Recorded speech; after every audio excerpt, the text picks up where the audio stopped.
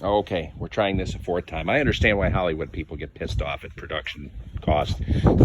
Hi, YouTube. We're working today on a 2011 F-150 XLT four-wheel drive, super cab, super crew actually. The problem I was having with this truck is my IWE system. Everybody's pause and groan. Was trying to engage going down the road in two-wheel drive when it was not requested to. We had some cold weather here in Chicagoland area last month or so. I seldom use the four-wheel drive just to maybe get in and out of a steep concrete driveway on the north side of my house, which ices up and I can't get in two-wheel drive. So I seldom use it. Going down the road, it was grinding. I had no idea it was doing it because, you know, the truck's quiet, the radio's on, you really didn't hear it. So when I did realize what was happening, I panicked, went on YouTube looking for answers. Got a whole lot more confusion than answers. So I'm going to condense this down for everybody and make it easy. If you have this problem, let's diagnose it. Starters. It's the 5.0 V8 engine. Here is the IWE solenoid. You have a check valve. You have an electrical connection, and then you have a supply. This second one is your supply down to your IWEs. This comes from the engine vacuum. This is your electrical signal. First thing you can do is unplug this. Now, if you look at mine, I broke half the tang off. It's going to happen. What can you do? I've got half of it left. So you basically just lift up on this, pull it straight back. I got a couple wires plugged it into the harness side. Checked it with a multimeter, made sure I have 12 volts to the solenoid. That's step one. Step two is plug it back in, start the truck up, remove this fitting. This is your down to the wheel ends, the IWEs, integrated wheel ends. And with the truck running in the selector and two-wheel drive, you should have a vacuum being pulled right here. If you do not have vacuum being pulled right here, and you have 12 volts here, chances are this problem is the solenoid. That's why it's not sending a vacuum signal down to the IWEs to decouple them from the axles. If you have vacuum here at this point, you can plug this back in. Again, engine's still running, truck and two-wheel drive, electrical connector plugged in here. I'm getting all tongue-tied. We can go to underneath the truck. I have mine lifted up in the air to show, for video's sake, what's going on. Now I'm blocking it with my big dumb hand. Okay, this aluminum piece right here is your IWE. Now, when the truck is running and everything working correctly, when you rotate this wheel and it's in two-wheel drive running, like I said, and you have everything working correctly, it will not turn the CV axle. Okay, mine was turning with the truck running, and what I wound up diagnosing is there is a vacuum hose and a vent line on this. I'm going to try and show it to you because it's hard with the steering knuckle in the way. You can unplug this and darn it, I can't get it in frame. Okay, here we go. Okay, here's your line. It's a one-piece line with two tubes to it. The larger of the two is your vacuum supply, and your smaller is your vent. On the IWE, you have a larger tube and a smaller tube, so you can't get these on backwards. If you take it off, don't panic. It'll go right back on the way it came off. You can't get it wrong. Okay, with the engine running and this unplugged, if everything up top is good, you have vacuum at the solenoid, this larger tube, you should be able to put your thumb over it and feel vacuum there. If that's the case, and you plug this back in with the truck running and vacuum signal here, get this on here correctly because it's at an angle, and you still turn this and you still have the axle turning with the wheel, chances are you have bad IWE integrated wheel ends. That's going to have to be changed.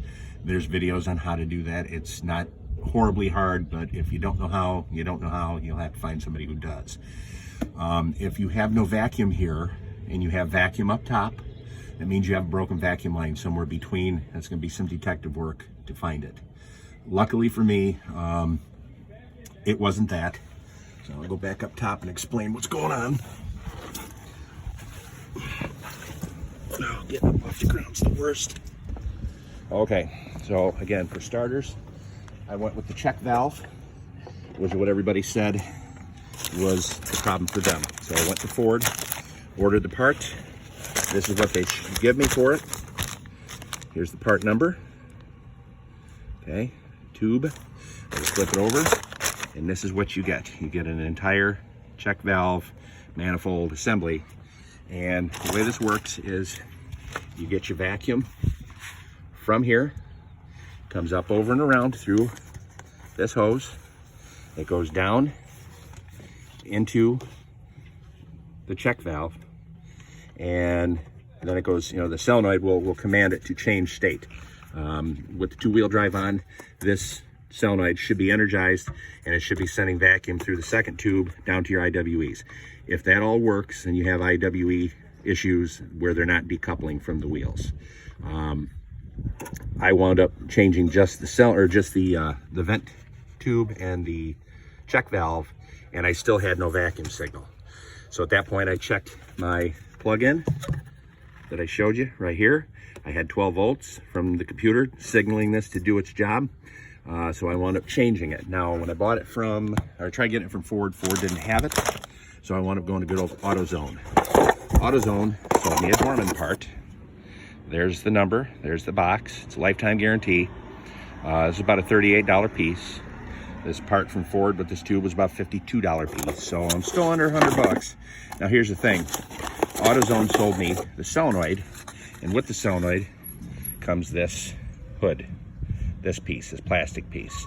Now here's the part that you actually need. Let me fish it out of my pocket. No, I put it in the box. That's where I put it. So, how's it going? Good. How are you? I'm good. You set up on that bench on a porch. No problem. Good old Amazon, saving the day. So here is the piece that went bad. This is the vacuum solenoid for the IWE system. It has just a little clip on the back.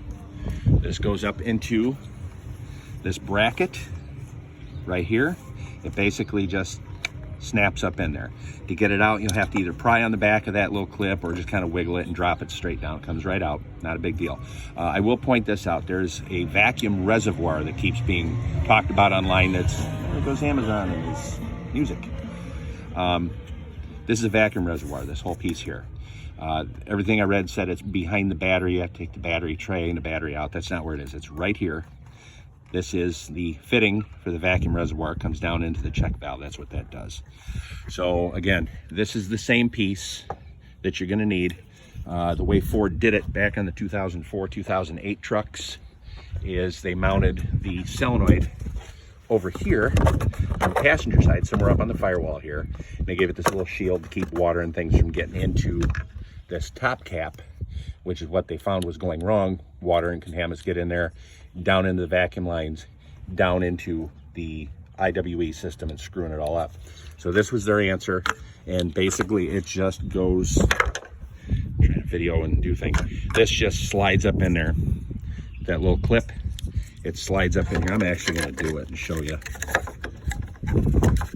if I can manipulate it one-handedly in video. It just locks up in there. And again, that's how it would have been on the older model trucks. Right there. All you need is that solenoid. You don't need the outer piece. And I'm sure somebody out there is screaming because they need it, but I don't. So that's all there is to it.